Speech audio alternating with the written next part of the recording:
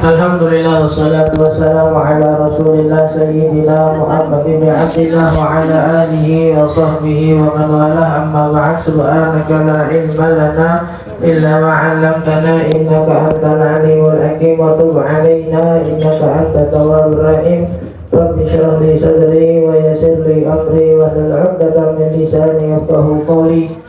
Allahumma inna nas'aluka al-ilma ladunni wal mashraba safi al-haniyya wa hawi aghni. Allahumma inna na'udzubika min ilmin la yanfa' wa qalbin la yakhsha wa 'ainin la tadma' wa nafsin la tashba' wa da'watin la yastajabu laha. Allahumma sahhil 'alaina hifdzal 'ulum wa hab lana wasi'ata fahum bi jahin nabiyyikal ma'sum. Ya Fattah ya 'Alim, ya Fattah ya 'Alim, ya Fattah ya 'Alim. افتح علينا فتحا قريبا نقينا تعلم وتعليم وتذكر وتذكر والنفع والانتفاع والإفادة والاستفادة والحث على التمسك بكتاب الله وسنة رسوله والدعاء إلى الهدى والدلالة على الخير ابتغاء وجه الله وقربه وثوابه سبحانه وتعالى. Alhamdulillah, puji serta syukur kehadirat Allah Subhanahu wa taala yang masih memberikan kita nikmat sehat wal afiah, nikmat panjang umur serta taufik dan hidayah, sehingga kita kembali masih diizinkan oleh Allah Subhanahu wa taala untuk kembali berkumpul di majlis kita dengan harapan dan doa yang senantiasa kita minta pada Allah Subhanahu wa taala.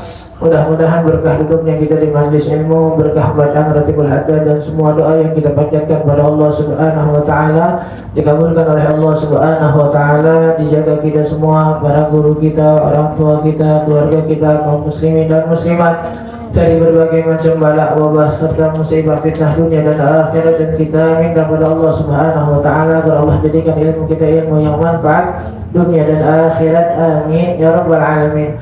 Melanjutkan pembahasan kita dalam kitab Al-Fiqhul Manhaji yang masih di dalam rukun-rukun salat, yang masih di dalam pembahasan sujud. Namun sebelumnya seperti biasa sedikit kita menjelaskan syair dari Aqidatul Awam yang sampai dan terakhir kita membahas wal malakul ladzi ila abin wa la akla la syurba wa la nauma lahu, bahwasanya Allah memiliki satu makhluk yang kita sebut dengan malaikat, yang pengertiannya kemarin kita sebutkan sudah di pertemuan sebelumnya. Beliau malaikat adalah makhluk yang terbuat dari cahaya, diizinkan oleh Allah Subhanahu wa taala untuk bisa merubah bentuknya, dan juga mereka adalah makhluk yang mempunyai sayap.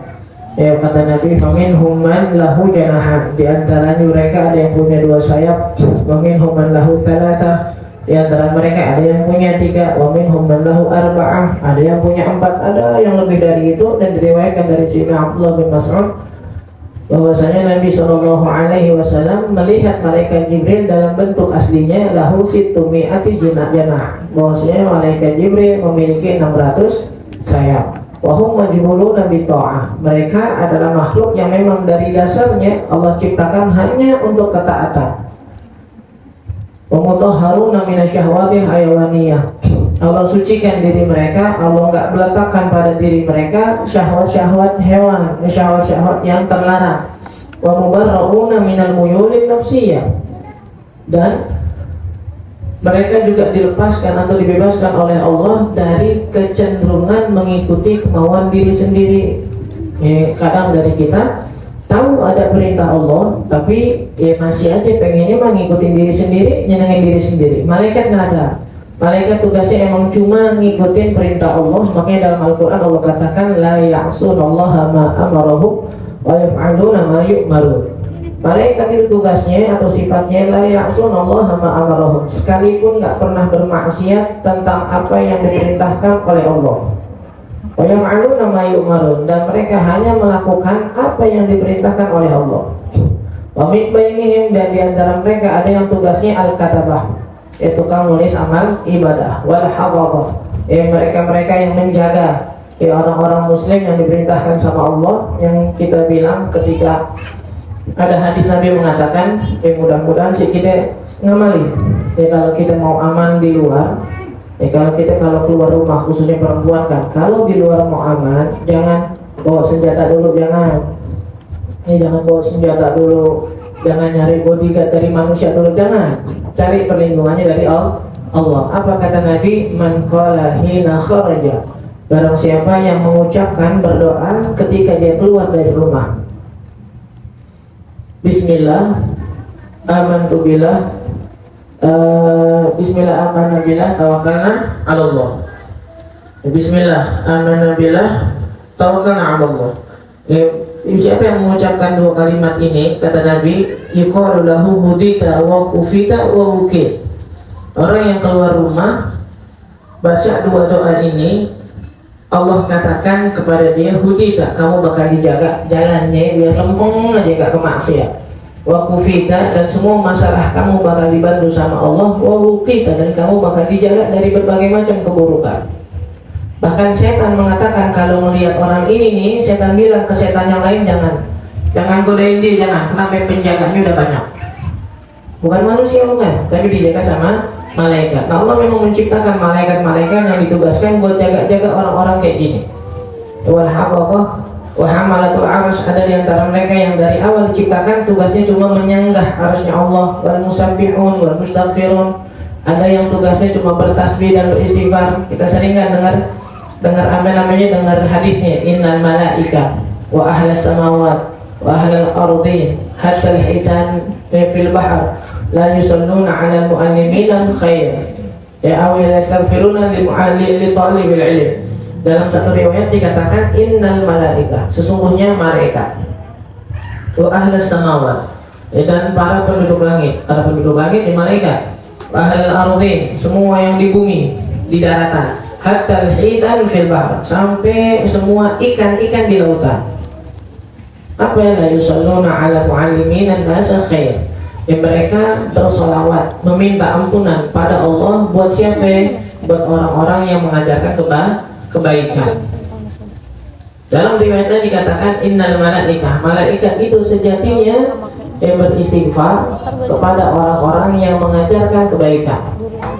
Guru semua, nggak cuma guru, nggak semuanya, nggak harus yang jadi ustaz banget kasarnya gitu. Nggak harus yang jadi ustaz banget baru dapat istighfar dari malaikat, enggak. Tapi semua yang mengajarkan kebaikan meskipun sedikit. Makanya kita disuruh sama para ulama kita, kalau kita punya sesuatu yang bisa diajarin, jangan boleh. Kita nggak nyari apa-apanya, kita cari cuma pahala. Yang kedua, minta istighfar malaikat kepada Allah. Kita bisa ngajarin Iqra buat anak-anak kita, ajarin. Bisa buat ponakan kita, ajarin. Boleh nggak anak-anak kita titipin ke TPA aja? Boleh anaknya dititipin ke TPA, boleh ngaji di guru-gurunya, boleh. Tapi orang tua yang baik ketika anaknya pulang ke rumah juga diperiksa hasil ngajinya apa. Nah akhirnya anaknya dititipin, emaknya juga nggak mau tahu aja. Tahu-tahu anaknya nggak tahu perkembangannya sampai mana. Ditanya sholatnya nggak bisa, ditanya wudunya nggak bisa, yang disalahin siapa? Ngajiannya. Lu lama-lama ngaji, gue bayar mahal-mahal, pulang nggak bisa wudu juga lu. Bukan nggak bisa wudu, udah diajarin, cuma anaknya lupa lagi. Kenapa anaknya lupa? Karena sampai rumah dia ngerasa orang tuanya nggak ngawasin. Sayyidina Umar bin Abdul Aziz, Umar bin Abdul Aziz, gubernur Madinah saat itu, beliau ini punya anak 6 kalau nggak salah. Itu salah satu anaknya pernah ada yang ngajinya telat. Jadi ngajinya telat, gurunya ngadu. Nah enaknya orang dulu begini. Jadi kalau anaknya nakal, mohon maaf, anaknya nakal, orang tuanya ngadu, orang tuanya ikut marah.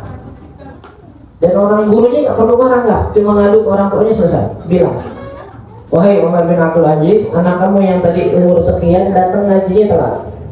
Dipanggil sama orang tuanya, kenapa ngaji kamu telat? Iya, apa tadi ngaji saya telat. Kenapa ngaji telat? Ya mohon maaf, tadi kelamaan ngerapihin rambut. Kalau kita mungkin perempuan gitu, ngapa ngaji telat? Kelamaan dandan. Milih baju nih, baju udah 20. Kalau bahasa kita sekarang terkenal, baju 20 bingung pakai yang mana. Baju 20 bingung pakai yang mana, pakai semua udah. Gemuk lu sekalian dah. Kebingungan, kenapa emang kamu telat? Kalau banyak nyisir, ngerapiin baju, apa kata orang tuanya? Sini. Dibawa ke tukang cukur, dibotakin, biar besok gak ngaca lagi udah. Nah besok kalau kita mau ngaji gak telatnya, bingung milih bajunya sisain 2 aja dah. Gak bakal telat insya Allah tuh. Gak kayak milih baju udah 2 aja bajunya udah. Jadi panggil anaknya dibotakin. Dipanggil anaknya dibotakin. Kenapa? Alasannya telat ngaji. ngaji dari Senin sampai Jumat misalnya. Hari Sabtu itu jadwalnya beliau ngumpul sama anak-anaknya, dikumpulin 6-6 nih, di absen. Nanti pulang ngaji sama siapa sekarang? Ngaji sama Ustaz pulang. Ngajinya kita apa? Ngajinya kita fikih, fiqhul manhaji. Masuk bab apaan sekarang? Masuk bab sholat. Coba sebutin syarat-syarat rukun-rukun sholat apa? Ya coba syarat-syarat sahnya sholat apa? Nanti sekarang baca apaan? Lagi belajar tajwid sama siapa? Sama Ustazah Bulan. Sampai mana tajwidnya sekarang? Sampai hukum nun sukun sama tanwin. Coba sebutin nun sukun sama tanwin, hukum-hukumnya dan huruf-hurufnya. Diperiksa. Jadi anaknya belajar di pengajian juga serius. Kenapa? Dia tahu di rumah diperiksa. Cuma yang bisa meriksa juga kalau orang tuanya tahu. Nah, kalau orang tuanya nggak tahu ya sama aja. Kayak orang tuanya sok-sok ngabsen gitu. Coba sebutkan hukum nun sukun atau tanwin. Nun sukun atau tanwin itu ada idhar, ada ikrab, ada ikhfa, ada matazim satu lagi dia. Kata bapaknya, oh cakep, benar udah. Matazim ke nun sukun masuknya dari mana? Karena bapaknya nggak tahu, cakep udah, asal anaknya bisa nyamuk udah cakep bagus. Terusin besok, anaknya yang nyantai. Alhamdulillah kita punya bapak nggak tahu. Anaknya girang, mohon maaf kasar-kasar yang girang, gue punya bapak bego girang gini. Karena memang enak di sekolah nggak perlu serius-serius, orang yang di rumah juga nggak diperiksa. Perlu kita begitu tuh, kita periksa anak kita. Biar apa? Biar tahu. Biar tahu kenapa? Ada hasilnya ngajinya. Dan kita di rumah apa yang kita bisa juga ajarin ke mereka. Kenapa memang? Mudah-mudahan meskipun dengan ngajarin ke anak kita termasuk orang yang mengajarkan kebaikan. Jadi semua penduduk langit, penduduk bumi, sampai ikan di lautan. Kenapa? Istighfar buat kita. Berapa banyak ikan di lautan, berapa banyak malaikat yang Allah ciptakan. Semuanya istighfar buat kita karena kita ngajarin orang kebaikan. Tawadhu boleh.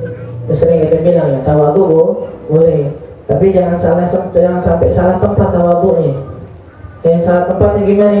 Udah tahu kita bisa, ada orang minta ajarin, belagu-belaguan, jangan sama saya deh, sama orang lain aja. Bisa nggak? Bisa sih, cuma gimana ya, nggak pede kayaknya, takut lah, enggak. Kalau kita yakin udah belajar dan kita yakin bisa, nggak apa-apa, ajarin. Yang nggak boleh itu kalau kita yang ngajarin yang kita nggak tahu, itu aja titiknya di situ. Jangan orang ngajarin orang, jangan. Karena di satu hadis ada ancaman buat orang-orang yang berani ngajarin sesuatu yang dia nggak tahu. Ada ancaman buat orang-orang yang berani berfatwa yang dia nggak tahu. Kalau bilang nggak tahu. Kamu kan udah ngaji ya, udah sering tuh ngaji, udah setiap hari Sabtu ngaji. Saya mau tanya dah, kan saya kemarin haid nih sekian hari. Bilang nggak tahu. Ntar kamu tulis deh permasalahan, saya tanya ntar ke gurunya. Ya ini sebelum masalah nih, ya orang tua saya meninggal warisan sekian itu bagi-baginya kira-kiranya gimana? Nggak usah sok-sokan karena malu, gara-gara udah sering ngaji tapi nggak bisa jawab, akhirnya buka ChatGPT jadinya. Ya coba gimana, saya tahu ternyata jawabannya kayak gini. Kita dulu jangan ngajarin, jangan ngejawab yang kita nggak tahu, larangannya besar. Tapi mohon maaf ya, yang nggak mau ngajarin apa yang dia tahu sama kerasnya. Yang kata Nabi, barang siapa yang punya ilmu terus ditanya nggak mau jawab, nanti di akhirat dia bakal ditutup pakai masker yang terbuat dari api neraka. Kenapa memang? Karena pelitnya dia. Karena pelitnya dia nggak mau ngajarin ilmu yang orang yang dia tahu. Wal malakul ladzi bila amin wa ubla aqla syuba wala nauma lahu aba tafsilu 'ashrin minhum Jibril, Mikail, Israfil, Israil, Munkar, Nakirun, wa Raqibun, wa kadza. Atidun, Malikun, wa Ridwanu, tada.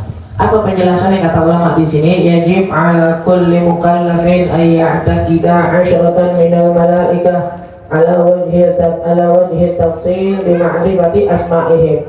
Wajib. Hukumnya apa? Wajib untuk setiap mukallaf. Siapa mukallaf? Minimal banget. Syarat paling gampang jadi mukallaf udah umur 15 tahun. Sini semua kita 15 tahun semua kan. Lebih gitu maksudnya 15 tahun.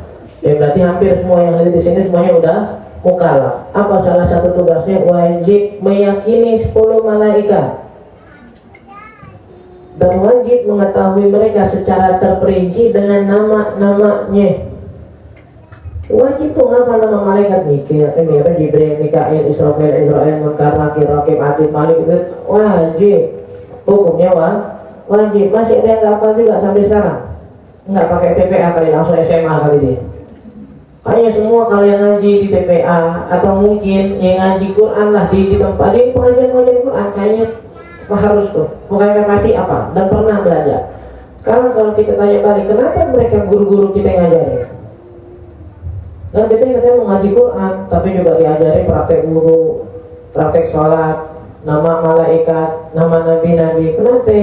Emang hukumnya wajib. Kalau ada sampai di antara kita yang ditanya, mohon maaf, kira-kira Malik itu malaikat atau bukan? Dia bilang bukan, Malik bukan malaikat, karena nggak tahu ini bisa kafir hukumnya. Sebagian ulama bilang dosa besar. Nabi yang 25 ditanya, kira-kira ada nggak di antara Nabi yang namanya Yusuf? Kayaknya nggak ada deh, dosa nih. Sebagian bilang bisa kafir. Kenapa? Karena 25 malaikat khususnya semua tersebutkan dalam Al-Quran. Dan semua disebut sama Allah itu Rasul. Kalau ada yang nggak hafal, khususnya lagi ketika ditanya dia nggak tahu mana malaikat yang 10, mana yang bukan, mana Rasul yang 25, mana yang bukan, dosa. Sebagian bilang bisa kafir karena meniadakan Rasul yang wajib dihafal dan diyakini. Kayak sering kita bilang kan mau selamat masalah akidah paling gampang hafalin Aqidatul Awwal. Sengaja nih kita suruh baca, kita ada ini majlis. Kenapa memang? Karena emang kebangetan sekarang orang-orang ini ketika ngeliat di sosmed gitu. Masa nama malaikat ada Jamal kan nggak masuk. Coba nama sebutin malaikat yang 10, Munkar, Nakir, Jamal. Jamal siapa? Orang mana yang bawa? Masuk mana bisa-bisanya malaikat Jamal.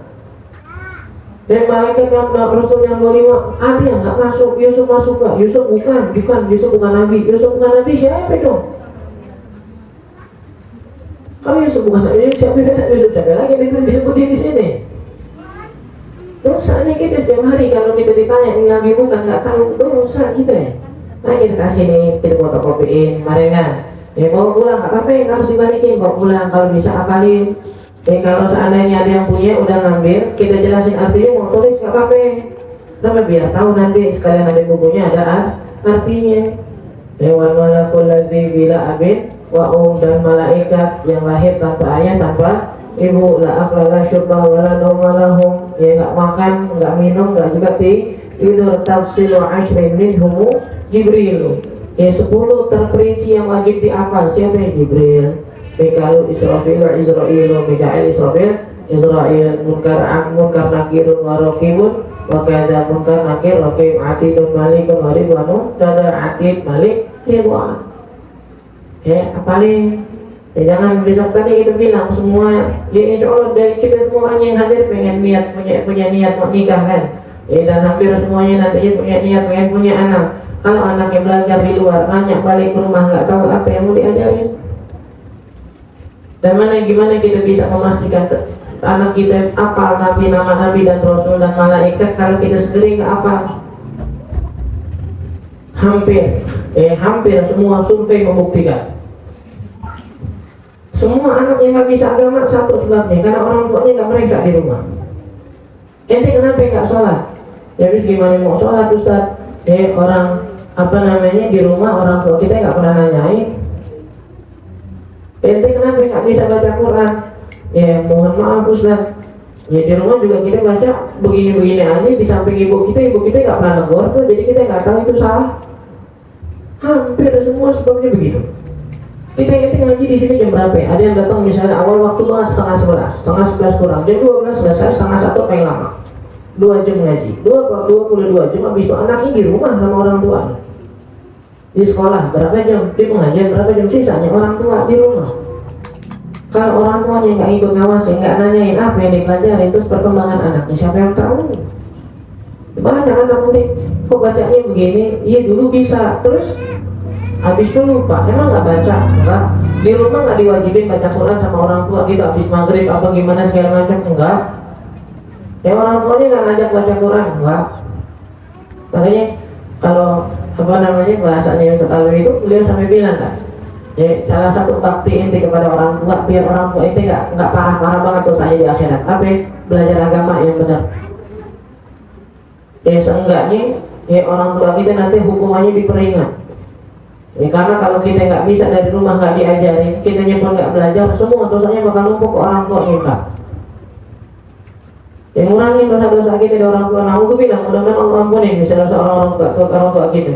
Tapi kalau misalnya ada yang kurang dan sebabnya gara-gara nggak ngajarin kita agama kita yang belajar.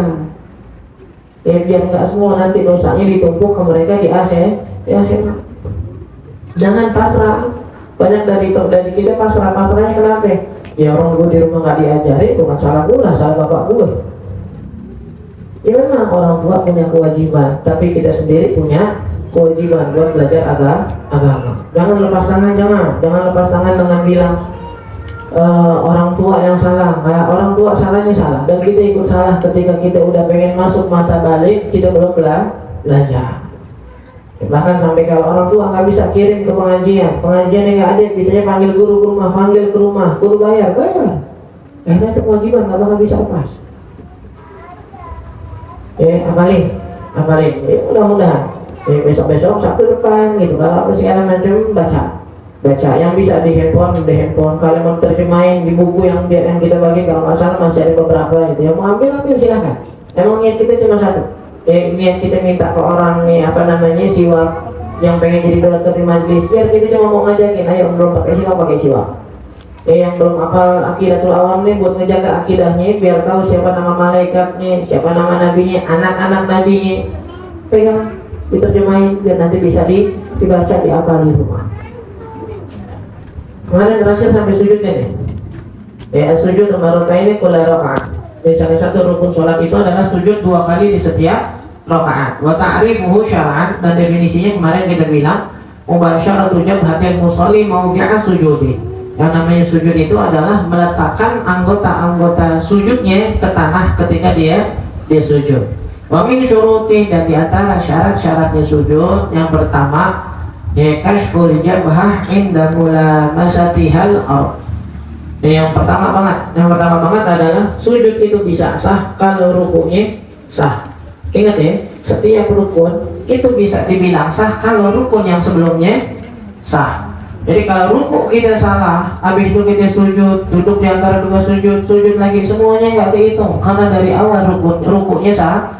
Apa yang harus diperbuat? Benerin dulu rukunya, baru lanjutin lagi. Itu syarat yang pertama di setiap rukun. Kalau kita takbiratul ihramnya salah, berarti belum masuk dalam sholat. Fatihahnya salah, rukunya nggak bakal dihitung. Benerin dulu Fatihahnya, baru habis itu ruku. Wabitali, dan selanjutnya kashful jabhah inda mulamasatihal ardh. Dan yang selanjutnya syarat dari sujud adalah jidatnya harus terbuka. Jidatnya harus terbuka. Yang mana kita bilang nggak ada anggota sujud yang 7. Mari kita bilang jidat, 2 tangan, dengkul sama kaki. Nggak ada yang harus langsung nyentuh sejadah atau nyentuh tempat dia sholat dengan kulit kecuali jidat. Yang ba'duha, dan cukup sebagian. Kalau misalnya gitu ada yang ketutup, dia masih pakai kerudung dalamannya, sininya masih kebuka setengah. Pas sujud kena nggak nih yang kebukanya? Kena Ustaz, cukup. Atau misalnya laki-laki yang rambutnya panjang, menutupin setengah doang, setengahnya kebuka. Pas sujud harus gak dimainin rambut? Enggak. Kalau dia yakin ada rambutnya atau jidatnya masih kebuka, nyentuh sejadah cukup. Itu yang namanya jidatnya harus terbuka, bukan jidatnya harus terbuka memang diplongin begitu aja, bukan. Yang penting ada satu bagiannya, kulitnya ini yang nanti ketika dia sujud kena ke sejadah. Bukan harus wajib dibuka, wajib bukan. Maksud dari tujuan di sini adalah ketika dia sujud ada kulitnya yang nempel ke sejadah, udah itu doang. Wayakfi ba'duha, sebagian aja udah cukup. Terus apa namanya? Dan yang dimaksud nggak boleh ketutup, tadi itu kita bilang, yang nggak dimaksud nggak boleh ketutup adalah bukan nggak boleh ada sesuatu lagi di atas sejadah, bukan. Misal sering kita kasih contoh, Ustaz, kalau kita lagi pilek nih, boleh nggak sih sholat megang sapu tangan gitu? Sapu tangan nih, kalau sapu hijau beda lagi. Boleh nggak Ustaz? Lagi pilek megang sapu tangan? Boleh. pegang. Kalau lagi misal mau maju lagi meler, bilang. Yang penting jangan sampai tangannya keluar dari mukena, jangan. Atau gampangnya pakai mukena terusan, enggak terusan. Mukenanya dibilang muka hadromu tuh, yang ada tangannya keluar itu kan. Udah takbir, dia pegang satu tangannya. Atau dia pegang sesuatu pas mau sujud. Kan kalau dia genggam kan nanti sujudnya jadi nggak benar, jadi begini kan. Taruh di mana? Taruh di mukanya boleh. Misal anggaplah sapu tangan bersih gitu, taruh di mukanya. Akhirnya dia sujud di atas sapu tangannya, boleh nggak? Boleh. Yang nggak boleh itu adalah ketika kita sujud ada sesuatu yang nutupin jidat kita dan itu bergerak barengan badan kita. Kalau laki misal, kan ada selendang tuh, kita sebutnya rida kan. Sholat pakai rida, masya Allah ridanya 2 meter. Emang ada, beneran ada rida 2 meter. Mendingan rida 2 meter, dapat rida 50 cm kita bingung rida, pendek gitu. Ada rida panjang, pas dia sujud, mungkin ridanya enteng. Sujud akhirnya ketiup angin atau ketiup kipas angin atau ngambang gara-gara gerakan dia ke bawah, akhirnya jatuh di tempat dia sujud. Sekarang pertanyaannya, boleh nggak dia sujud langsung di atas ridanya? Kalau kita bilang ridanya masih nempel di badan, berarti tadi kita bilang kaidahnya berarti dia bersujud di atas sesuatu yang bergerak bareng dengan badannya. Kalau sujud di situ, jidatnya di atas rida tadi berarti nggak sah.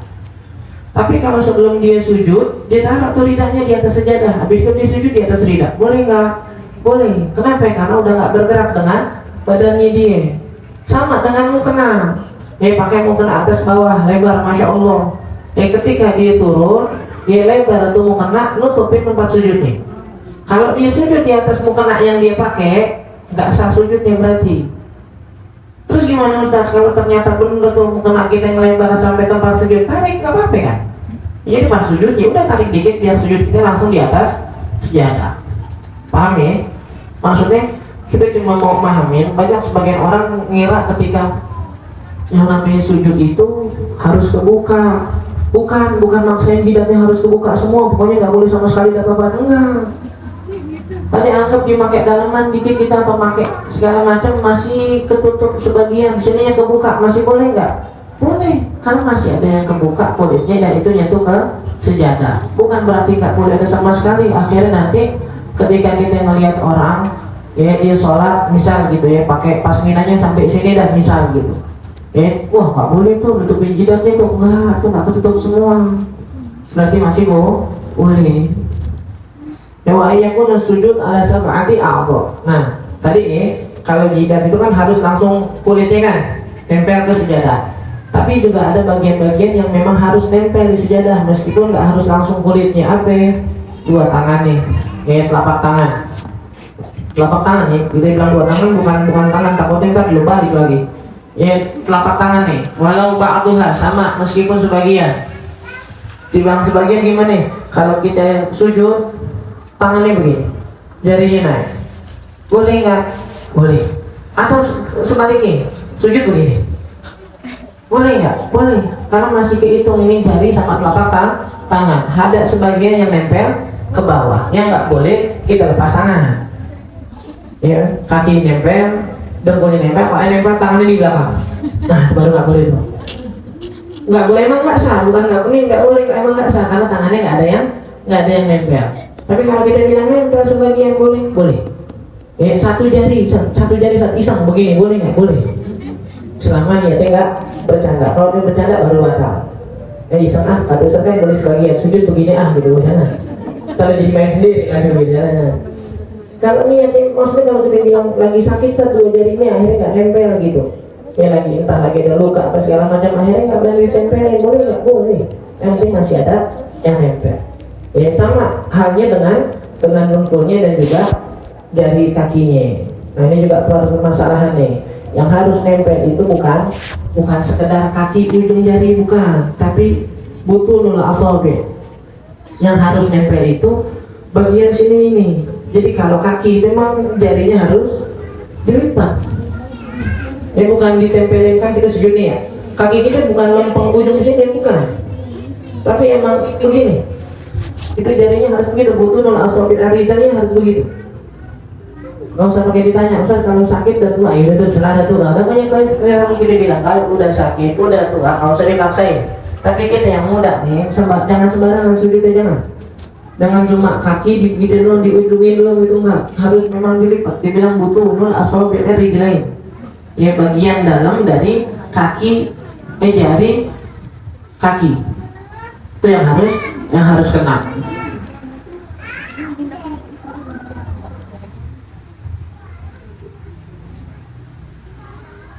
Terus apa yang ketiga tadi kita bilang kemarin, kita bilang sempat kita jelasin antara tabi'a asafilahu ala a'ali ma amkana dzalik. Ya. Mohon maaf, posisi kaki kita, bokong kita lebih tinggi daripada kepala.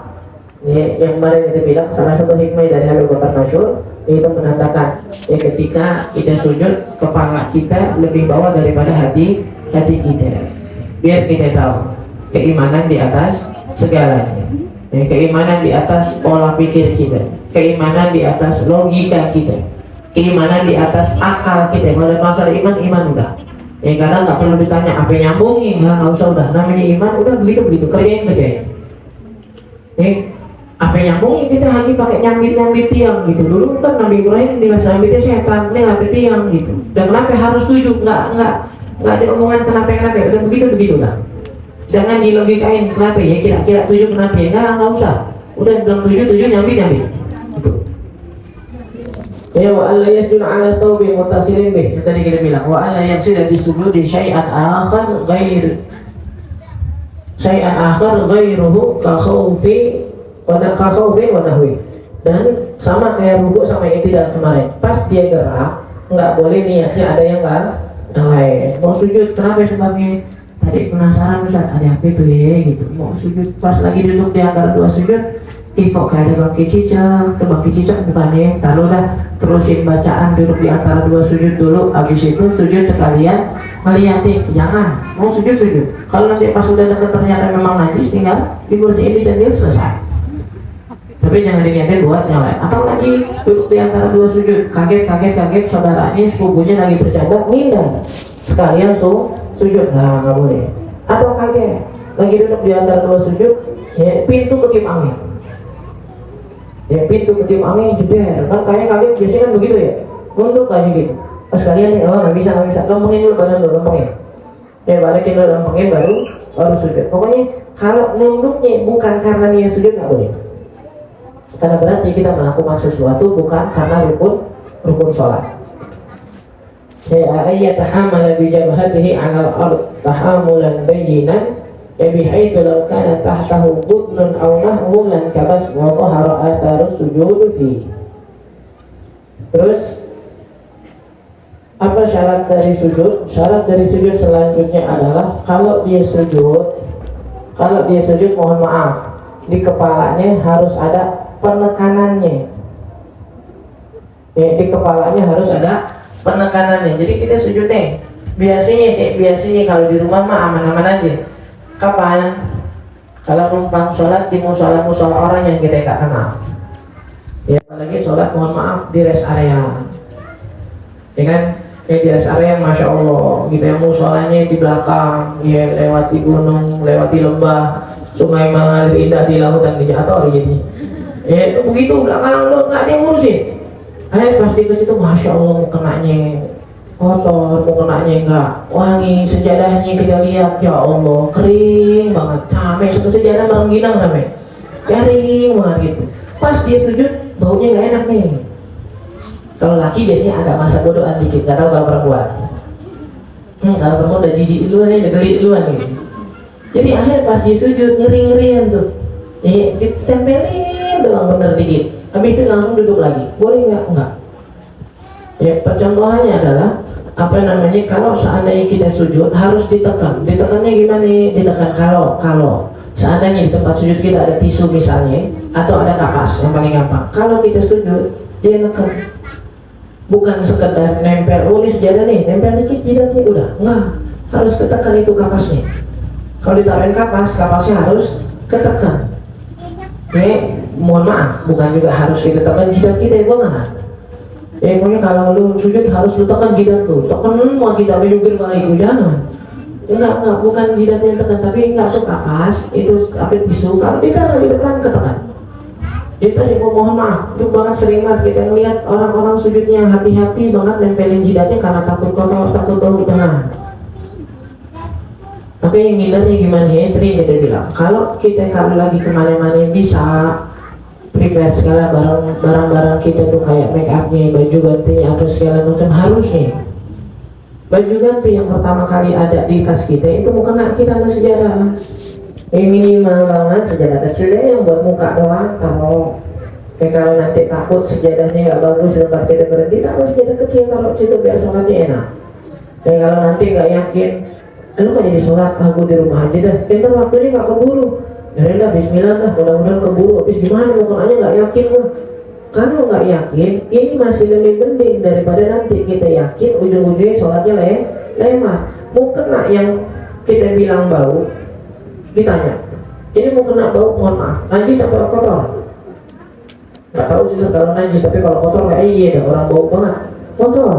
Kotor nggak menghalangi sahnya sholat. Yang menghalangi sahnya sholat itu najis. Jadi pilihannya mau nggak mau. Kalau tunggu di rumah nanti sholat zuhur bakal habis, sholat sekarang.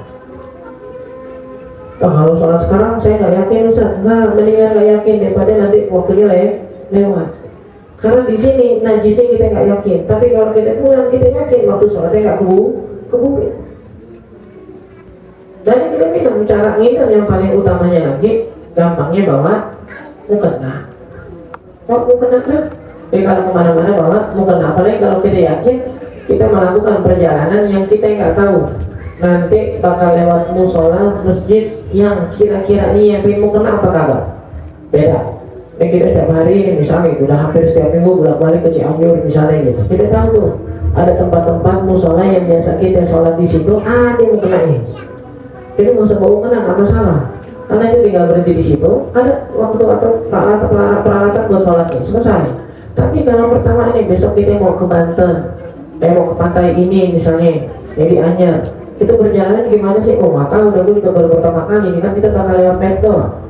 Nah sholat kita gimana? Kali ada masjid, masa nggak ada masjid? Ada yang mau kenanya nggak kira-kira? Oh nggak tahu dah. Jangan, mohon maaf ya, jangan bahlul-bahlulan. Ada kali Bismillah, jangan Bismillah di sini jangan. Yang ada kali Bismillah, masa musola nggak ada sejadahnya, nggak ada mau kenanya, nggak. Di sini dilarang Bismillah nih. Dilarang Bismillah cuma karena tebak-tebakan nggak. Bawa dulu mukenanya atau minimal pakai baju yang memang udah siap buat sholat, ketutup muka, ketutup wajahnya, ketutup tangannya sampai pergelangan tangannya, ketutup kakinya sampai kayak kaos kaki, kayak gini dong silakan nggak apa-apa. Tapi kalau udah tahu pakai bajunya yang nggak bisa buat sholat, mukena nggak bawa, nggak bisa, harus bawa. Paham ya? Jangan sampai kita malu kita mau. Jujur pribadi malu kita mau ketika kita jalan-jalan bisa siap. Jangan lupa ya bawa baju yang responnya buat dipakai di hari kesaktian, karena pas kita ngumpul itu tuh yang bakal dipakai. Entar lebaran kita jalan-jalan keluarga besar haji bulan dari bagian kaosnya kan udah, jangan lupa bawa buat foto-foto tuh, jangan sampai sono pinjam-pinjaman sarung. Yang laki-laki ya pinjam-pinjaman sarung, lu bawa sarung berapa ya? Bawa sarung lagi nggak lu? Gua nggak bawa sarung, dan aku pendek semua lagi. Ya Allah, baju haji bulan lu ingat? Sholat yang dari kecil 5 kali sehari, lu ingat persiapan dan gimana sih? Pakai sarung Iwan, Ustaz Mas semuanya nak kemana-mana pakai sarung. Bukan masalah pakai sarung, kita juga ke kemana-mana sama. Sarung yang kita pakai beda, yang kita siapin ada lagi, karena kita nggak tahu najis gimana, ntar kena apa enggaknya. Sama kita juga bawa, cuma tadi kita bilang malu. Kalau kita bawa abaya, kita bawa baju ada tulisannya kantor ini, majlis ini, haji ini, pulang keluarganya. Giliran masalah baju sholat nggak ada yang siap.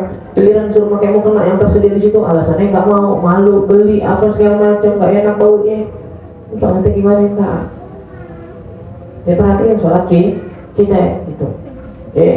Wa ayat ma'ina fi sujud ala hadhil hal bimiqdari tasbihati ala al-aqal. Dan syaratnya juga yang termasuk rukun dari semua dan juga termasuk syarat dari semua rukun harus ada tumakninahnya. Wa akmalu sujud, dan cara sujud yang paling afdal adalah ayyukabir lihwi. Yang pertama takbir pas ruku, pas sujud kapan sih takbirnya? Pas udah di bawah.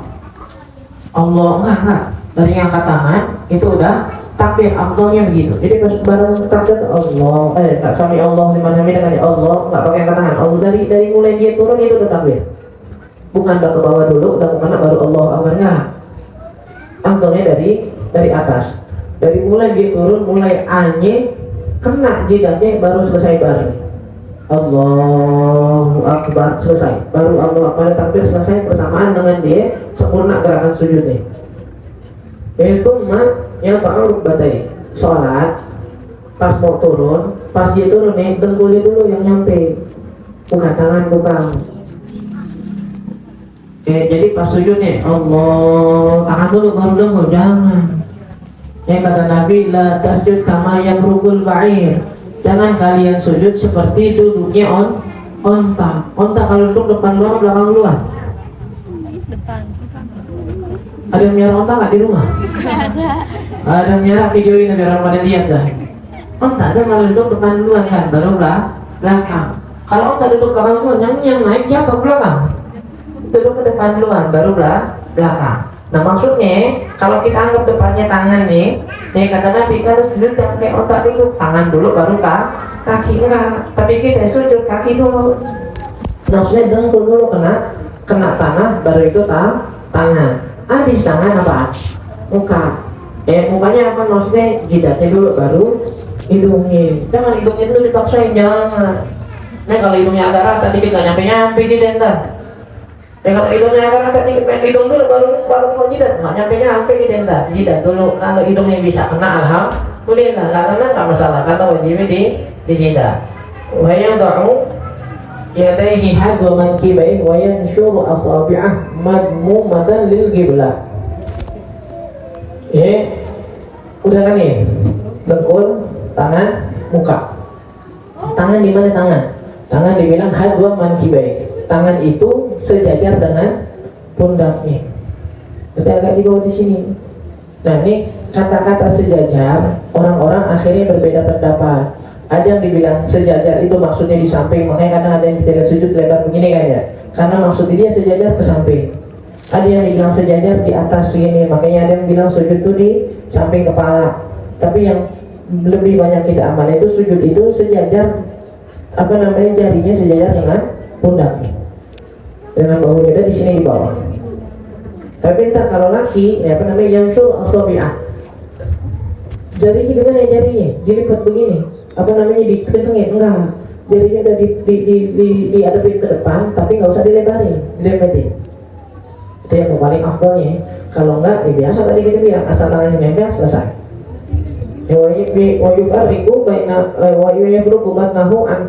Kalau laki, pahanya ini jangan sampai nempel dengan perut. Kalau perempuan agak nempel malah justru. Jadi kalau perempuan bukan berarti akhirnya dia tidur sujud kayak kucing ya. Biar nempel Ustaz begini, enggak. Pasti kalau laki itu emang agak ditegakin, kayak kakinya itu agak dilebarin, tangannya juga agak dilebarin. Kalau perempuan enggak, kalau laki ini sujudnya di sini harus agak kebuka, bukan harus, sunnahnya kebuka. Kalau perempuan sebaliknya, malah justru dilepetin. Itu. Tapi masalah posisi tangannya sama.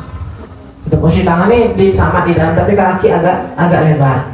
Itu pun kalau seandainya di sampingnya nggak ada jamaah, lagi sholat sendiri, sholat sunnah silahkan. Tapi kalau lagi ada jamaah berarti nggak usah lebar-lebar, jadi nyakitin yang sampingnya jangan. Wa mirfaqaihi 'anil ardi 'an jambai. Yang tadi kita bilang, dan juga jangan sujud itu nempel sikunya ke tanah, jangan. Sikunya agak diangkat. Jangan nempel ke tanah, jangan nempel ke badan kalau laki. Kalau perempuan jangan nempel ke tanah tapi nempel ke badan. Sunnahnya itu sunnahnya ya. Dan tadi kita bahas terakhir itu sunnahnya. Tapi yang wajibnya enggak. Wajibnya tadi kita bilang intinya sekedar dia nempel tangannya, mukanya, kaki sama dengkulnya selesai. Itu dari syarat rukun yang paling dasar itu. Allahu a'lam. Ustaz, kalau lagi haid boleh nggak masuk musola? Karena ada satu syarifah yang bilang kalau musola yang haid itu boleh masuk juga. Karena ini udah berkali-kali jelasin ini, dan ini udah mastiin ke Habib Mujawab. Beliau bilang kalau seandainya memang musola itu wakaf untuk seperti kayak masjid, maka hukumnya kayak masjid. Berarti kalau masjid hukumnya orang yang lagi haid nggak boleh masuk. Beda kalau kita dengar orang Betawi dulu biasanya langgar keluarga. Ya langgar keluarga, musola keluarga diwakafin enggak. Tadinya mah ini langgar dibuat buat keluarga haji bulan doang. Tapi lama-lama orang akhirnya ikut sholat jamaah dan sekarang dipakai orang banyak. Pertanyaannya diwakafin nggak tanahnya itu buat sholat 5 waktu, buat agenda-agenda masjid misalnya, meskipun tanpa sholat Jumat? Enggak, Ustaz, nggak diwakafin, masih tanpa sama keluarga. Oh, berarti boleh yang begini. Hukumnya hampir sama kayak majlis taklim. Tapi kalau memang kalau udah diwakafin nggak bisa. Hukumnya sama kayak masjid. Konen masjid, misalnya saya wakafin buat sholat dan buat i'tikaf. Udah, berarti itu boleh. Ada yang pernah umroh? Ya kalau yang pernah umroh biasanya city tournya itu diajak ke masjid-masjid tuh. Masjidnya siapa? Bukan masjid gua, Masjid Abu Bakar. Kan? Ada Masjid Abu Bakar, Masjid Al-Ghumamah, masjid ini apa segala macam. Kenapa namanya Masjid Abu Bakar? Karena emang dulu itu Masjid Abu Bakar. Tapi dipakai Jumatan nggak? Enggak. Tapi udah nama masjid, berarti orang yang haid pun nggak boleh masuk. Karena udah diwakafin nama Masjid Abu Bakar. Ini saya wakafin jadi masjid. Kita ini punya tanah di rumah misalnya, kita kotakin, ya Allah bagian ini saya wakafkan buat masjid. Itu kalau kita sholat di situ hukumnya udah kayak di masjid, karena udah diwakafin. Dan kalau lagi haid nggak boleh ke bagian itu berarti, karena udah diwakafin. Tapi masalahnya nanti kalau diwakafin berarti nggak bisa ikut kejual.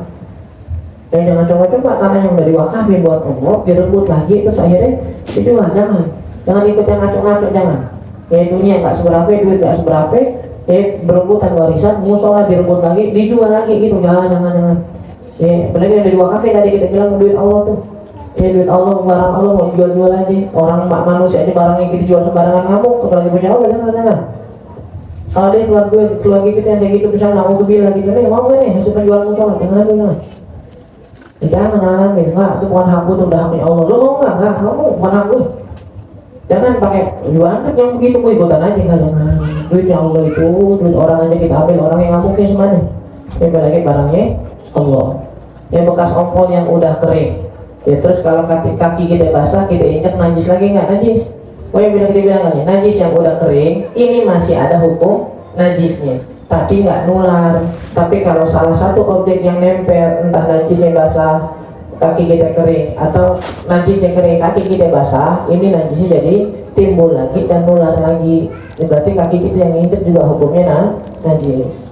Bedanya sholat fajar sama qobliyah subuh apa Ustaz? Ini dia, fajar itu sebenarnya waktu masuk subuh.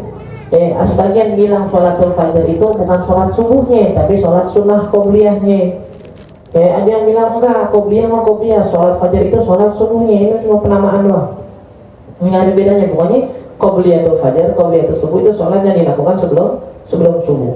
Yang kemuliaannya Nabi bilang, bagaikan memiliki dunia dan seisinya, lebih baik daripada dunia dan seisinya. Tapi yang wajib nih, udah sholat subuh juga disebutin, sholat fajar juga disebutin. Subuh fajar sama. Ada sebagian bilang tadi kita bilang cuma penyebutan aja. Yang bilang fajar itu qobliyahnya, subuh wajibnya. Ada yang bilang enggak, yang sebelumnya namanya qobliyah, yang wajibnya namanya subuh juga, fajar juga, terserah aja. Nanti kalau kita niatin sunnah berarti sunnah qobliyah, kalau niatin yang wajibnya fajar subuh sama. Usolil fajar boleh nggak? Boleh. Sebagian subuh disebut juga sholat fajar. Haram nggak Ustaz kalau kita lagi gosok baju nemu uang di kantong suami, terus kita belanjain sayur nggak bilang dulu sama suami, haram nggak? Oh dia nggak haram, karena kita udah di perjanjian, lu nemu ambil. Ada perjanjian, lu nemu ambil udah. Tapi tergantung gimana, ini masalah. Kalau dibilang kita belanjain kan buat sayur Ustaz, masuk ke nafkah nggak? Kalau seandainya nafkah kita masih kurang, ambil silakan, nggak usah kayak ngomong.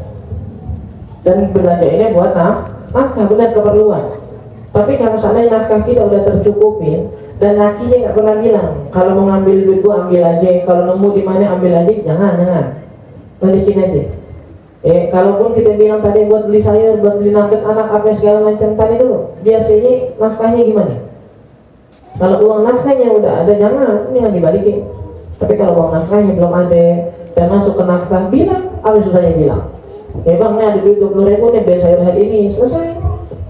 Daripada harus nanti dengan uang sedikit ya kita nggak tahu halal haram atau justru malah jadi pertikaian. Ya masalah uang ingat, ya mohon maaf, masalah uang istri jangan pernah ngutak-ngatik di luar yang namanya nafkah. Yang kita boleh tuntut, yang kita boleh minta cuma yang namanya nafkah wajib. Selebihnya minta izin. Kalau nafkah wajib nggak, besok mau belanja, setiap hari laki ngasih 100.000. Dia jalan kerja lupa ngasih, boleh nggak langsung ngambil di lemari Ustaz? Boleh, 100.000 ya, jangan pura-pura nempel ke duit. Ya keduaan Ustaz, keduaan, aku udah tahu balikin. Dia jangan pura-pura 100.000 dan mau 300 ya, udah cepet-cepet udah ambil. Yang gitu nggak usah kayak bilang nggak kayak nomor lu nggak apa-apa. Tapi kalau yang lain-lainnya, ada tukang ini nih, ya kayaknya yang belakang udah rusak dah, masih bisa sih udah jelek, lumpung murah, boleh nggak beli? Ngomong. Ya kalau memang udah perlu banget dan wajib, oke, kita beli. Kalau kepepet nggak kayak ngomong nggak masalah, karena itu masuk dari nafkah perabotan di rumah. Tapi kalau yang nggak wajib, nggak kepepet, ini afdalnya ngomong. Itu berarti Ustaz, mohon maaf, kalau kita minta jalan-jalan, kita minta jajan, ngomong dong, ngomong. Ya kalau suaminya nggak ngasih saya jajannya, kan pernah kita bilang orang belas dulu nikahin, soalnya lu jadi minta. Ya orang belas jangan disyairnya kan. Ya kalau doa di sujud terakhir sholat fardu tapi pakai bahasa Indonesia boleh nggak? Ente mau pakai bahasa Cina boleh, tapi jangan disebutin. Ya sujudnya subhana rabbil a'la, kan sebutnya ya, dengar diri sendiri kan, subhana rabbil a'la bihamdi. Ya Allah, pengen ini dong, mau ini dong. Kalau bisa jangan lama-lama, lancarin ya urusannya segala macam. Tapi disebut, mata. Tapi kalau di dalam hati mau 10 menit, mau 1 jam silahkan. Kalau nggak pakai bahasa Arab di dalam hati, kalau pakai bahasa Arab disebutin nggak apa-apa, meskipun ngarang sendiri. Kalau misalnya bahasa Indonesia, yang pernah pesantren gitu, Allahumma ana urid, misalnya itu pernah satu kata di terjemahin, ana urid masjid, walakin laisa kajali gitu misalnya gitu. Enggak terserah, yang penting pakai bahasa Arab. Tapi kalau seandainya pakai bahasa Indonesia nggak boleh nggak boleh disebutin dalam hati. Selesai haid, udah dilebihin hari selesainya, tapi masih keluar keputihan kuning pucat gitu setelah 3 hari mandi hadatnya. Soalnya kalau kecapean juga kadang keluar keputihan. Ada keputihan ada yang warna kuning nggak? Keputihan berarti. Kalau dalam kitab kita bilang cairan yang bening. Kalau ada yang warna kuning benar, berarti keputihan nggak perlu ada. Nggak masuk ke darah haid. Tapi kalau seandainya keputihan itu sebenarnya bening, ya tapi ini ngikut darah nih. Misal kalau kita tanya ke dokter nih, misal gitu, ini keputihan yang misal banget nih kena nih bekas darah yang ngering di sekitar rahim apa segala macam di sekitar ini, akhirnya kena bekas darah itu jadi nyampur warnanya. Berarti tadi kita bilang namanya keputihan sebenarnya bening. Kalau keluar di masa haid, ya, semua cairan yang masih ada nyampur warna darahnya berarti masih haid, belum bersih belum. Ya kalau kecapean suka keputihan, keputihannya nggak masalah, masih ada warna darahnya apa enggak? Karena selama masih dalam hitungan 15 hari dan masih ada warna darahnya berarti masih dihitung haid. Meskipun kemarin udah mandi hadas, terus sekarang keluar lagi keputihan, ada kayak darahnya itu, berarti haid lagi. Selama masih dalam hitungan 15 hari dari hari pertama dia haid. Beda kalau udah lewat. Hari haid pertama tanggal 1, tanggal 10 suci nih. Terus tanggal 16 keluar lagi darah besar. Haid nggak? Haid kenapa emang? Kan belum 15 hari, kemarin baru 10, nih 1. Enggak, bukan hitungnya. Hitung harinya. Tanggal 1 nih, haidnya. Tanggal 10 dia bersih. Harusnya kan mentok haid sampai tanggal 15 kan? Ya ternyata tanggal 10 dia bersih, 11, 12, 13, 14, 15 bersih. 16 keluar darah lagi. Haid nggak? Haid Ustaz, kan belum 15 hari. Bukan, harinya udah lebih dari 15. Harinya hitung dari haid yang pertama. Jadi kalau haid yang pertama tanggal 1, mentok haid itu harusnya tanggal 15. Kalau di tengah-tengah dia udah suci, terus keluar lagi darahnya di hari lebih dari 15 dari hari haid yang pertama, itu bukan haid namanya. Ngerti nggak? Ngerti nggak? Ngangguk berulang belok lagi. Berulang gimana? Gak bisa gimana? Pokoknya gitu dah bang, dah. Begitu aja gitu. Atau Teh ada lakinya, mohon maaf gitu, masih haid nggak? Masih ya, masih keluar darah. Aduh sampai banget dari tanggal 1 tanggal 18. Kata Ustaz haid itu 15 hari ya. Gue baru haid kemarin 3, habis itu 3, habis ini sekarang 2, ini baru 4, baru 12, belum 15, belum 15 sampai kapan? Di bulan depan. Ingat ya tanggal 1. Kalau kita haid tanggal 1 atau tanggal berapa kita haid, itu 15 hari ke depan. Dari tanggal 1 berarti sampai tanggal 15 misalnya itu. Tanggal 2 sampai tanggal 16. Mentok haid itu sampai sini. Di luar ini nanti pasti namanya bukan haid.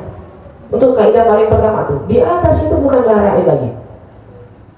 Udah istihadah pasti dah. Itu. Nantinya kalau tanggal 1 dia suci, tanggal 11 tanggal 1 haid, tanggal 11 suci, berarti kalau mau haid lagi, kalau keluar darah lagi dan mau dihitung haid harus di bawah tanggal 15. Kalau keluar lagi darah di atas tanggal 15 berarti bukan haid. Namanya istihadah. Tapi istihadah nanti beda lagi. Ada istihadah yang full dari 1 sampai 15 keluar darah, 16 masih keluar darah. Kapan sucinya? Beda dengan yang tanggal 1 haid, tanggal 10 suci, tanggal 17 haid lagi. Enggak, masa sucinya beda kapannya. Susah kan ya? Lalu yang ngerasain susah, apalagi gue yang pelajari doang. Mau bilang tapi nggak mau nggak nyanyi, dia ngerasain ya. Tapi itu dia emang haid begitu. Itu ini yang kita kasih nih, itu yang paling dasar. Itu yang paling dasar banget pendapatnya. Pokoknya kalau paling gampang ini begini aja dah, pakai yang ini. Ada yang lebih ribet. Kalau sampai ada anak perempuan nggak tahu masa haidnya, lupa bulan kemarin tanggal berapa, lupa berapa harinya, ini bisa repot nih. Ntar sampai masa keadaan ada 7 namanya kan ya. Apa namanya? Suwarul mustahab. Gambaran orang istihadah itu ada 7 dalam mazhab Syafi'i. Yang paling parah nantinya setiap mau sholat harus mandi wajib dulu. Mau sholat subuh keluar darah nih, lagi keluar darah berarti lagi istihadah kan. Ini mau sholat mandi. Ntar duhur mau sholat mandi. Mau ini mandi. Kok bisa sih? Karena dia nggak tahu nih sekarang lagi haid atau istihadah nih. Mau dibilang haid tapi bisa jadi istihadah. Mau bilang istihadah bisa jadi haid. Jadi sholatnya wajib, mandi wajibnya juga wajib. Mandinya juga wajib, harus mandi sebelum sholat. Kapan? Kalau kita nggak hafal berapa hari keluarnya. Kadang-kadang sering kita tanya, darah itu ada 5 dan ada urutannya, hitam, merah, kuning, coklat, keruh. Ini urutan bukan sekedar tebak-tebakan. Tapi nanti darah yang keluarnya merah atau hitam lebih kuat daripada yang kuning. Yang kuning lebih kuat daripada yang keruh. Ntar ketika dijumlahin, darah kuatnya sekian, darah yang nggak kuatnya sekian, sucinya sekian, hasilnya beda lagi. Makanya tadi kita bilang, itu tadi kita ngasih udah paling dasar tuh. Ingetin 15 hari, habis 15 hari, yang lewat dari situ darahnya pasti bukan haid. Nah nanti baru pertanyaannya, kalau darahnya bukan haid ya Ustaz, terus kita mulai dihitung haid lagi kapan? Nah itu ada perhitungannya lagi ntar. Jadi ketika tanggal 16 masih keluar darah, kan istihadah nih, ya kan, dan keluar darah tanggal 16 istihadah berarti kan. Terus kalau darahnya keluar terus Ustaz sampai bulan depan, yang dihitung haid yang mana? Itu kan hitung lagi. Susah. Mau gampang, suruh lakinya belajar juga. Jadi ntar di rumah lu main kuis tebak-tebakan dah. Ayo kira-kira haid bukan nih, yang haid dapat coklat, ayo pegang. Suruh laki belajar juga. Jadi nggak ada sebenarnya memang itu kewajiban suami, ya biar istri bisa nanya. Kalau nggak suaminya harus nanya ke orang, kalau nggak istri juga nanya, ini masalah itu kenapa? Karena nantinya mohon maaf, kalau salah-salah kita hubungan badan lagi haid, haram, dosa besar. Kita sholat lagi haid, haram, dosa besar. Kita semangat pengen sholatnya, ternyata sholatnya salah waktu, di waktu yang diharamkan, dosa besar. Jadi gini, kalau suami nggak setuju, kalau istri nggak setuju suami ada acara jalan touring ke puncak sama teman-teman seteruan kerja, dan di situ ada perempuannya yang gimana? Anu udah bilang walaupun nggak apa-apa di sana itu nggak pantas karena ada perempuan di situ, tapi suami tetap kekeh jalan. Anda nyikapinya gimana Ustaz? Beresin bajunya, kasih dia jalan. Selesai, itu ngapain mah? Ente mau marah-marah, selesainya gimana? Ente mau marah-marah nih, ibu ada perempuan di sana segala macam. Vilanya beda, laki perempuan, enggak, tetap ada perempuannya. Gamesnya beda, enggak, tetap terus ngapain? Lakinya tetap mau jalan. Kalau lu tetap jalan, gue kunciin rumah nih. Laki balikin, rumah gua. Gua bawa kuncinya, ada juga tuh yang nabrak seharian pintu. Mau ngapain jadinya? Tapi ada yang gak sih bahasa saya itu kayak kita bilang berkali-kali kita bilang urusin hubungan kita sama Allah. Itu orang ke rumah, ya itu orang ke rumah dia suami kita yang kita ngabdi sama dia, kita khidmat sama dia. Dia di luar urusan dia sama Allah. Yang penting pulang jangan bawa yang haram ke rumah. Udah cukup, nasihatnya begitu aja. Keluar jangan lupa sholat wajib, jangan pulang ke rumah bawa duit yang haram. Selesai. Ini mau nakut-nakutin di gimana sekarang? Enggak ada perempuannya. Dia ikut perempuan tengah jalan gak ada yang tahu. Bukan nakutin, bukan. Cuma kalau hubungan, kalau hubungan pernikahan kita selalu dalam keadaan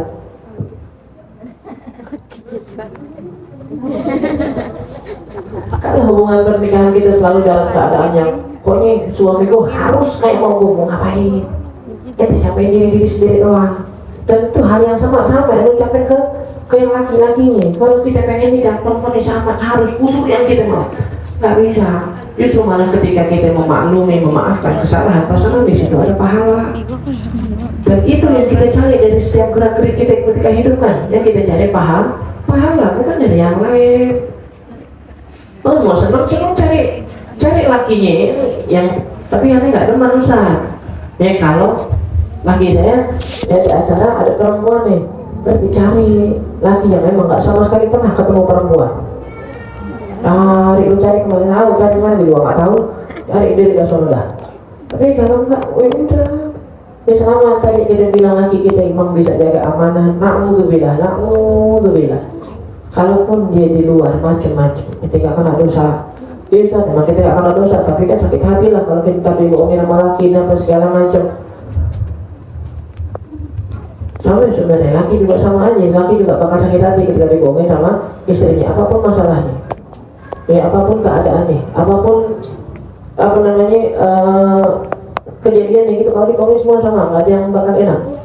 Cuma masalahnya tadi kita bilang, kita pengen nyari pahala sama Allah bisa suami. Kalau mau nyari pahala sama Allah, Allah cuma kita suruh kita berbakti sama suami kita, nggak usah urusin apa urusan dia. Dan yang belum nikah, belajar dari sekarang. Buat bisa punya sifat kayak gitu. Ya, belajar dari sekarang buat punya sifat kayak gitu. Berarti maksudnya kita nggak cintai suaminya. Kalau itu nggak cinta gimana? Itu mau berbakti. Tapi berarti sih cintanya biar cintanya karena Allah. Kalau nggak biar kalau dia macam-macam nggak sakit hati, yang penting Allah nggak marah sama gue. Susah Ustaz, susah memang. Tapi lebih susah lagi kalau kita nikah dalam fondasi yang tadi kita bilang, harus suamiku kayak gue, nggak boleh kemana-mana, cuma gue doang sendirian, nggak boleh ada yang bawa, ada capek hidupnya begitu. Nah itu masalahnya Masya Allah. Jadi kalau gimana ngingapin ini, jangan. Ya pokoknya itu tahu yang haram, ya ada Allah yang nyasihin, pulang jangan buat duit yang haram. Selesai. Aneh nggak tahu jadi sunati, ada games, ada main-mainan judi segala, aneh nggak mau. Jangan buat duit haram ke rumah. Jadi ada cuma wasiatin ente, ngingetin ente, jangan ngelakuin yang haram. Di luar ente masih ngelakuin urusan ente sama Allah. Selesai. Ente pulang di rumah nyantai, bisa nonton Netflix, gaduin ketoprak. Ketoprak digaduin sana. Mana kita ketoprak 9 aja. Bukan makanan kan. Yang lagi sholat keadaan rukuk tiba-tiba kayak keluar keputihan atau cairan, langsung batalin enggak. Kalau masih kayak gini jangan, selesai dulu. Baru habis itu kalau memang ternyata ada keputihan atau ada yang keluar, potong. Kalau enggak, alhamdulillah sholatnya jadi enggak batal. Kalau udah mandi wajib saat ngerasa enggak ada yang keluar, tapi sebelumnya masih ngeflag karena niat mau datang ke masjid buat maulid, dan tiba-tiba keluar ngeflag lagi, itu hukumnya gimana? Kalau udah mandi wajib saat ngerasa enggak ada yang keluar, tapi sebelumnya masih ngeflag itu masih haid. Jangan dipaksain, jangan. Oh pengen hadir maulid ustazah pulang di masjid lagi, gimana dong? Gue masih haid tapi tinggal flek-flek doang sih. Bismillah deh mandi, nggak haram. Mandi udah haram. Mandi niat Allahumma inna nawaitu raf'al hadatsil akbar wa nawaitul ghusla, saya niat mandi mengangkat hadas besar. Itu udah haram sebelum hadir ke masjidnya. Kenapa? Karena kita main-mainin agama. Orang masih haid malah dia ngangkat hadas besar. Kalau udah belajar agama tapi belum bisa ngamalin banget, gimana Ustaz? Kata Imam Haddad, wala kalau khotok wahid, kita punya salah satu, kita disuruh kita diwajibin buat ngamalin, kita diwajibin buat belajar dan diwajibin buat ngamalin. Kalau udah belajar paling nggak satu kewajiban udah gugur, tinggal satu lagi buat ngamalinnya. Dan ngamalinnya ini dipaksain. Dan kata Allah dalam Al-Quran, fadzakir in nafa'ati dzikra. Fadzakir in nafa'ati dzikra. Wahai Muhammad, terusin ceramahin, terus ulang-ulangin, kasih peringatan, terus kasih tahu. In nafa'ati dzikra. Namanya nasihat pasti berguna, Pak. Makanya tugas kita balik. Tugas kita kalau sekali dikasih nasihat belum kena, terusin, paksain hadir. Masalah kita adalah ketika kita nggak suka sama nasihat, nggak mau dengerin lagi. Anda nggak suka nih, nggak dibolehin makan bakso, udah tuh setiap orang ngarang bakso nggak bakal mau didengerin lagi sama dia. Mendingan ini dengerin terus sampai akhirnya entar masuk. Oh iya deh, nggak usah makan bakso lagi deh. Udah, jangan justru malah ngindar dari nasihat. Ini salahnya kita, nggak bisa berubah, nggak bisa ngamalin karena ngindar dari nasihatnya.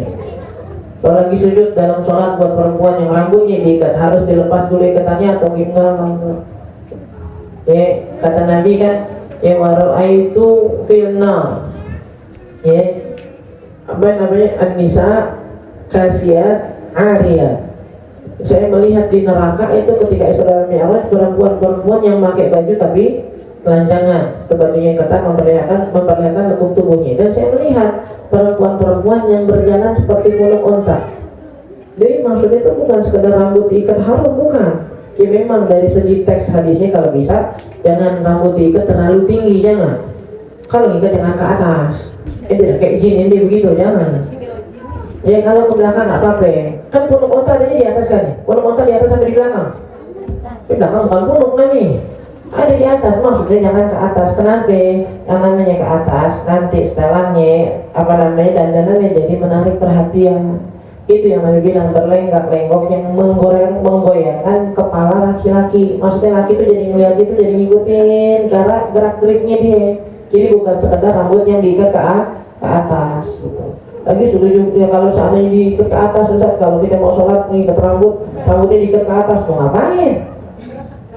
Oh ikat ke belakang apa? Yang lucu juga mau sholat ikat ke atas. Enggak, jangan, kamu kena lagi. Buat perempuan, posisi tangan saat sujud dibuka agak lebar atau rapat banget ya. Tadi kita bilang, jadi pas ini di bawah, apa namanya, sikunya nempel ke perutnya. Beda kalau laki yang tadi agak dibuka. Gimana caranya ngilangin rasa takut mistis kalau lagi di rumah? Lagi sholat juga bawaannya jadi takut aja. Tapi kalau lagi nonton sendirian betah aja. Emang setannya di situ. Jangan dengan kita setannya emang. Tapi waktu sholat nggak ingat, waktu nonton nyaman banget, lagi main handphone. Sadar nggak ide sendiri? Kalau lagi sholat nggak sadar banget kalau lagi sendiri. Kadang-kadang nontonnya film horor lagi sendiri. Nonton film horor sendiri dari jam 12 sampai jam 3 sendirian nyantai aja. Tapi lagi sholat nggak lagi nonton film horor, yang nonton malah horor nih. Ada masalah di hati kita berarti nih. Tapi kalau cara ngilangin ini gimana dipaksain? Ada selalu bilang sama teman-teman ini, ada orang yang penakut. Ada orang yang penakut. Dari awal, dari kecil dulu penakut. Ya bahkan kita di pesantren, kenapa sebabnya ini masuk pesantren? Satu, karena pengen belajar di Arab. Yang kedua, rame. Rumah gue sepi. Gak enak pesantren, udah rame, udah. Itu. Kalau pulang nih, pulang liburan, asik, pulang liburan, main handphone. Main handphone siang malam tetap aja, kayaknya nggak ada pesantren dah. Kan memang di rumah sepi. Aneh, pesantren satu biar belajar di Arab, dua karena pesantren rame, dua saking takutnya di rumah sendiri. Dari sini ke belakang, di belakang nggak ada orang, ambil sendok kita lari gitu. Terserah mau ada apa yang lari dulu udah. Terus gimana nih? Maksain. Salah satu sebab maksa ini karena kita punya amalan yang kita yakini. Kalau ya bukan berarti kita kadang-kadang kita nggak datang takut, ya kadang-kadang datang takutnya pulang kita ngaji malam, ya pulang jam 3, pulang jam 2, masuk ke atas sendirian, masuk pi apa segala macam. Kadang mungkin jam 1 yang umi belum bangun, atas semua udah tidur, udah nggak masuk. Ya kan lagi jalan tek di tangga, nih ada aja pikiran-pikiran bahlul gitu. Nongol-nongol di atas tangga, setan nih gitu. Bodoh setan ada pergi naik, gitu udah naik. Ya kan kita nggak naik tangga yang ngadep tembok, ngadep tembok. Kesini nih, ini balkon nih serem lagi, ya nggak ya? Ini balkon ini serem nggak nih? sekarang berantakan lagi. Ya. Di semua ada semua tuh, cucian ada, semuanya ada, mainan ada, kan aduh, wah ada. Penasaran kadang-kadang lagi malam, lagi sendirian, lagi streaming gitu, bunyi petak. Kan apa nih? Kalau ada nasi kecil bunyi begitu, wah masya Allah, nah, ambil nasi itu nggak mau kelihatan sampai ada matahari. Mau tutup semuanya sampai ada matahari baru kita buka lagi. Terus sekarang kita buka, sebenarnya dalam hati, bodoh pingsan-pingsan dah gitu. Tapi enggak, bismillah dulu lah. Kalau enggak begitu enggak bisa. Itu yang pertama, yang kedua tadi kan ada amalannya. Amalan bacaan setelah baca ratib, lirik sakron, ya biar dulu ratib yang kita baca di kelas Ramadan. Ada selalu punya keyakinan. Ada yakin sama guru aneh, ada yakin sama yang diucapin. Bohong kalau dosa bisa ngemis gue. Udah gitu aja. Ada baca ratib nih, ada baca lirik sakron segala macam. Dia pulang masih kena setan juga, mau bohong di kelas Ramadan. Dan gue yakin guru bohong. Udah, kita naruh foto begini nih segala macam sama. Biar ada berkahnya. Yang kedua kalau lagi takut, udah ngomong aja. Biar lu bilang gila daripada gue takutan. Udah nggak pulang. Ya Nabi masa ya ada saya dan Nabi udah itu masih ada saya dan bismillah maksa ya. Kalau nggak bakal. Dia sholat akhir mau sholat witir nggak jadi gara-gara dia ketakutan. Mau sholat tahajud nggak jadi gara-gara ketakutan. Kamar mandinya takut, mau takbirnya takut, mau salamnya takut gitu. Baru takbir ada orang apa? Baru takbir ada orang apa? Emang lu orang kan? Kalau saya ngomong setan ada orang apa? Iya ada lu gitu. Kalau kita tanya ada orang apa? Kita apa emang? Udah orang, udah emang ada orang, ada kita. Ya, tanpa di belakang kita ada bayangan Ustaz. Enggak, itu bohong.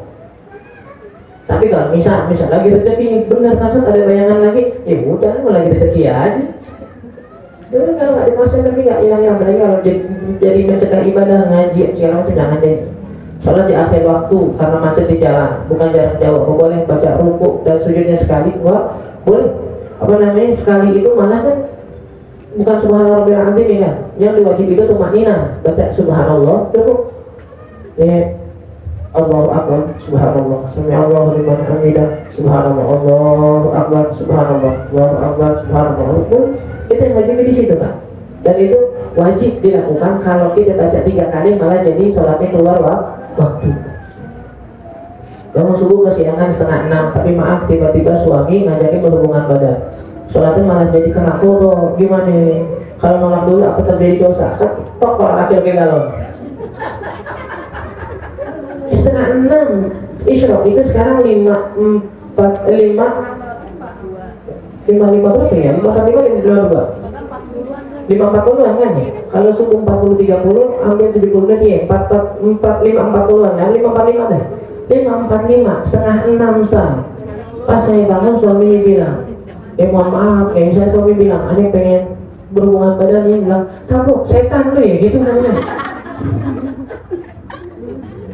Itu pas sholat udah mau habis udah telat nggak tahu diri masih minta hubungan badan mau gila namanya. Ustaz, apa namanya kita kalau kata suami katanya beda khususnya kalau masalah hubungan badan katanya kita dilarang malaikat. Mau dilarang malaikat.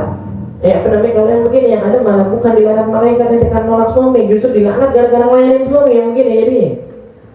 Makanya berkali-kali kita bilang jangan salah jangan salah sistemnya. Sistem yang kita cari itu yang kita perbuat nyari ridhonya Allah. Ente taat sama guru, ente taat sama orang tua, taat sama suami nanti yang dicari ridhonya Allah. Jadi kalau ada perintah suami yang melanggar ridho Allah, ente turutin, ente tak salah berarti. Beda kasusnya kalau ente ngikutin suami karena nyari ridho suami dan takut kehilangan suami, yang ada jadi begini. Tapi kalau intinya ridho Allah, suami nyuruh sesuatu yang dilanggar, apa yang dilarang sama Allah, ente lakuin, ente salahnya ini. Polanya malah salah. Harusnya taat sama suami biar Allah ridho, malah justru taat suami Allah murka. Ini kebalik namanya. Kita itu mungkin ngigo kali suaminya ngigo gitu. Mungkin suaminya lagi ngigo, makanya biar sadar gampang sekali. Mungkin jadi bangun jadi sadar.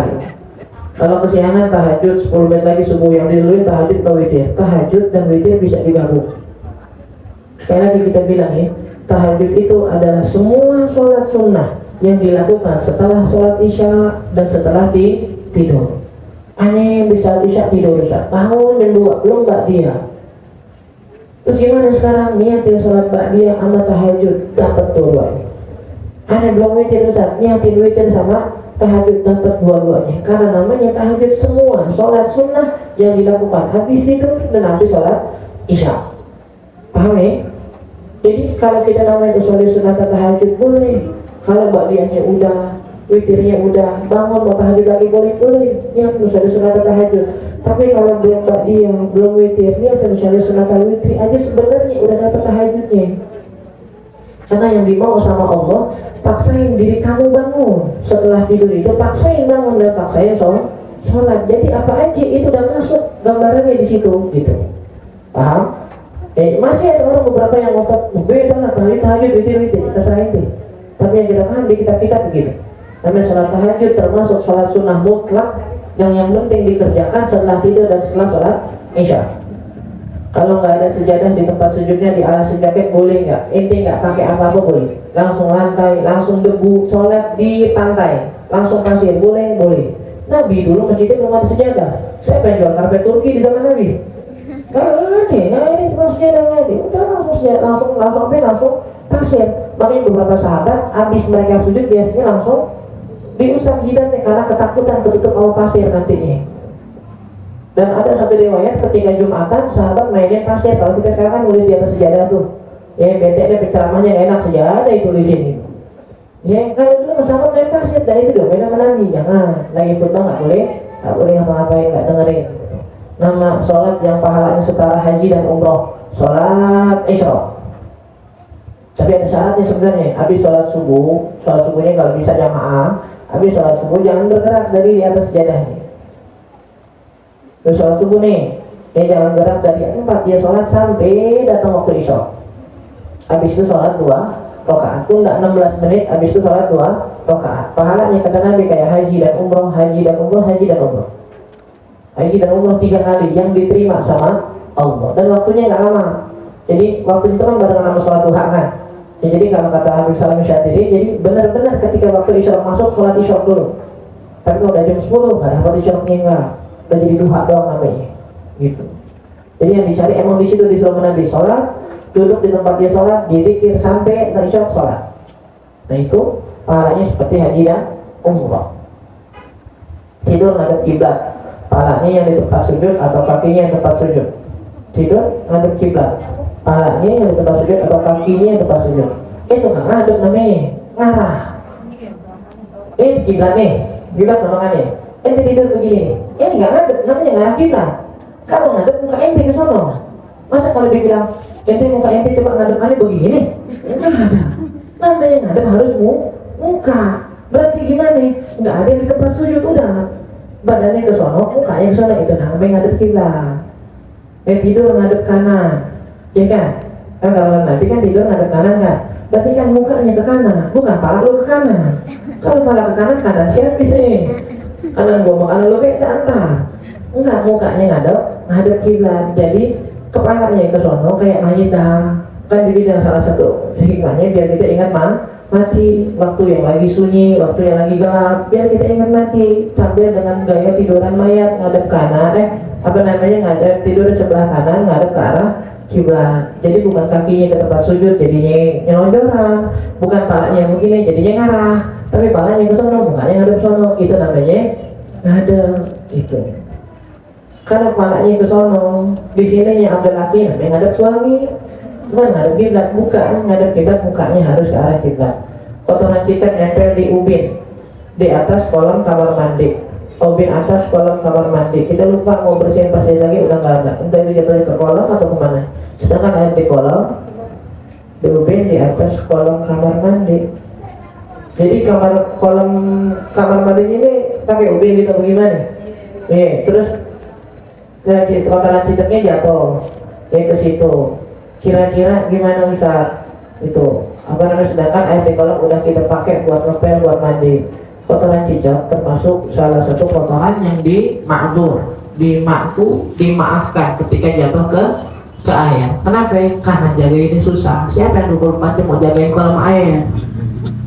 24 jam kamar mandi sampai kalau dicicak busahin. Nggak ada. Makanya dimaafin kalau kejatuhan kotoran cicak di bak mandi, keluarin, selesai.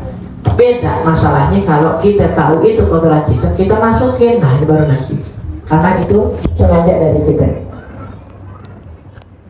Ustaz, kalau suami nggak memberi nafkah harus tetap patuh sama suami? Enggak. Harus enggak dibilang harus patuh. Gini, balik lagi ke masalah patuh yang paling dasar itu kan harus melayani kan ya. Melayani hubungan badan sama suami. Ketika istri nafkahnya nggak dikasih, boleh nggak dia nolak? Boleh. Tapi kalau tetap ngerjain yang lain buat nyari pahala, boleh nggak? Boleh. Tapi harus dibilang patuh enggak? Sama kayak perempuan ketika membangkang nggak wajib dinafkahin, sama suami juga sama. Nonton drama Korea yang ada adegan romantisnya dosa nggak? Kira-kira dosa nggak? Dosa ini kan ya? Dosa ini boleh dah. Dosa ini boleh dah. Gini, masalah tontonan. Ada yang bilang masalah syahwat. Misal kalau melihat yang nggak nutup aurat gimana? Sama nggak hukumnya dengan lihat langsung? Beda memang. Ngelihat langsung, ngelihat langsung laki ngeliat perempuan yang nggak nutup aurat langsung dosa nih. Ada syahwat nggak ada syahwat. Tapi kalau di layar kaca ada yang bilang sama, syahwat nggak syahwat tetap dosa. Ada yang bilang enggak, kalau lewat cermin, lewat layar kaca, ini nggak langsung mutlak dosa, kecuali dengan syahwat. Pertanyaannya, kalau kita lagi nonton, ada syahwatnya apa Pak? Ini masing-masing berarti. Kalau ada sebagian orang yang ternyata enggak syahwat, ya udah, berarti buat dia, menurut pendapat yang kedua nggak dosa. Ya buat dia yang nggak syahwat, menurut pendapat kedua nggak dosa. Tapi kalau ada orang nonton adegan drama Korea romantis, ngebayangin, nah, ini masalahnya di sini. Ngebayangin apa? Ngebayangin tuh saat kita yang lagi mau ketabrak diselamatin, enggak yang ketabrak nih ada. Nah, yang begini nggak ada, mulai ngapain ngebayangin apa segala macam, itu jadi syahwat nanti takutnya, dan di situ bakal jadi mutlak haram di situ itu. Kalau jadi ada syahwatnya. Setelah 3 hari kita nggak tahu belum mandi hadas tapi udah sholat, soalnya dikira itu keputihan biasa. Ya, kalau seandainya dalam ketidaktahuan semuanya pasti diberikan maaf. Ya, kalau semua dalam kondisi nggak tahu, ada baru tahu satu hukumnya ternyata kayak gitu. Kemarin pas ane kira mandi, ketika ane kira itu keputihan, ane mandi ada sholat. Terus kalau ternyata itu haid gimana ya? Nggak dosa. Karena dia nggak tahu dan baru tahu dan baru tahu sekarang. Tapi tadi kita bilang ke depannya tanya biar jelas hukumnya. Sebelum terjadi sesuatu dipelajari biar nanti nggak jatuh ke dalam hal yang haram. Mudah-mudahan Allah berikan yang dulu. Ini yang ada siwak lagi. Yang kemarin ngerasa nggak dapat. Ada kaget kemarin nggak tahu habis. Nggak tahu. Pikiran aja. Kalau ada yang nggak dapat mau ambil silahkan. Ada tempatnya di dalam. Soalnya nggak ada tempatnya takut berantakan. Tanya ditaruh di dalam. Yang mau coba pakai siwak yang kemarin belum kedapatan, silahkan ambil ke depan nanti.